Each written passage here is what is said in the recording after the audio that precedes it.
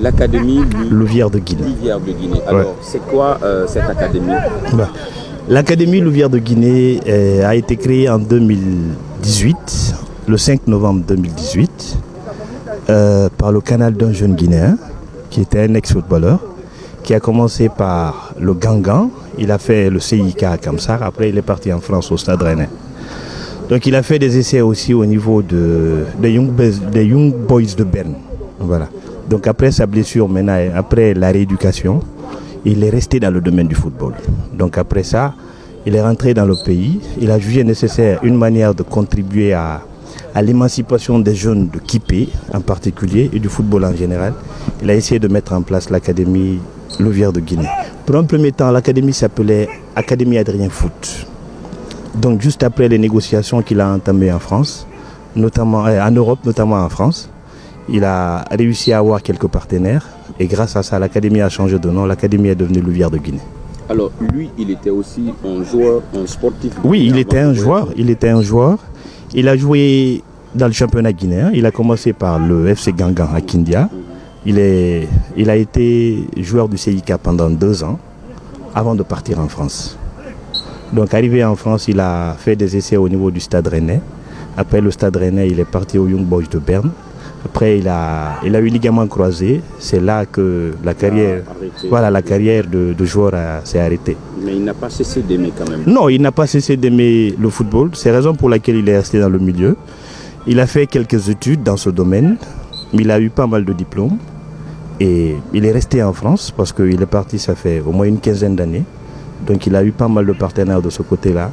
L'idée de la création de l'académie est venue de la France d'abord, quoi. Donc il a eu pas mal de partenaires. Il s'est rendu maintenant au pays. Il a essayé de constituer un staff technique. Donc moi je suis membre, je suis le chargé de communication. Donc c'est ce qui a fait que l'académie aujourd'hui a vu le jour.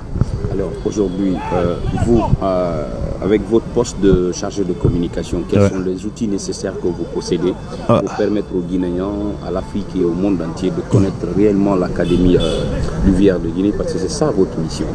Donc les moyens à ma disposition aujourd'hui, je suis équipé en matière d'ordinateur, en matière de connexion, en matière d'appareil photo, tout est à ma disposition en fait.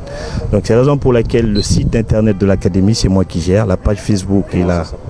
La page Facebook, ça s'appelle Académie Louvière de Guinée. Et le site? Et le site, c'est www.louvièredeguinée.info. Vous avez plusieurs abonnés sur le site? Oui, nous avons plusieurs abonnés. Par exemple, sur Facebook, on a plus de 3000 et quelques personnes qui nous suivent depuis la création du site, en fait. Donc les moyens, quand même, moi, personnellement, les moyens sont à ma disposition. Voilà. En ce qui concerne la publication, en ce qui concerne d'aller sur le terrain. En dehors des réseaux sociaux, peut-être que vous pratiquez le site internet, est-ce que vous allez parfois, en termes de communication, rencontrer des jeunes, parler de le club Académie Louvière de Guinée? Est-ce qu'il vous arrive de rencontrer certains jeunes Guinéens pour qu'ils viennent dans votre club et de s'émanciper? Évidemment, ce n'est pas seulement les jeunes Guinéens, parce que nous avons un compte WhatsApp. Donc le numéro qui se trouve là-dessus, c'est le numéro là m'appartient. Donc l'académie a acheté un téléphone et que le numéro qui est là, les gens m'appellent non seulement sur WhatsApp, des gens qui ne sont pas des Guinéens, et sur mon numéro personnel aussi sur Facebook, il y a des gens qui prennent mon numéro, qui m'appellent et que je puisse aller à leur rencontre en fait, afin de mieux expliquer réellement comment ça se passe. Il arrive même des moments que je me rends dans certaines familles, quand les gens m'appellent, par exemple si dans un quartier on essaie de détecter un jeune joueur, si on est intéressé, l'académie met les moyens à ma disposition. Je pars à la rencontre du joueur en question afin de rencontrer sa famille pour voir réellement comment est-ce qu'ils peuvent venir faire des essais chez nous, quoi. Aujourd'hui, pour finir avec vous, c'est quoi l'avenir très proche pour l'académie Louvière de Guinée? Je dirais que l'académie Louvière de Guinée a un avenir très certain parce que le directeur sportif a oublié de mentionner un aspect. Le président, lorsqu'il est parti, après la création de l'académie, lorsqu'il est parti, il a rencontré beaucoup de personnes qui sont dans ce domaine. Il a été reçu au centre de formation de Chocho, où il a rencontré le directeur de ce centre, qui a promis de venir en Guinée au mois de juin, pour au moins superviser 3 de nos joueurs. Et il a rencontré un agent, un ex-international serbe, qui est aujourd'hui l'agent d'Arsène Wenger. Donc lui aussi, il l'a reçu. Ils ont discuté.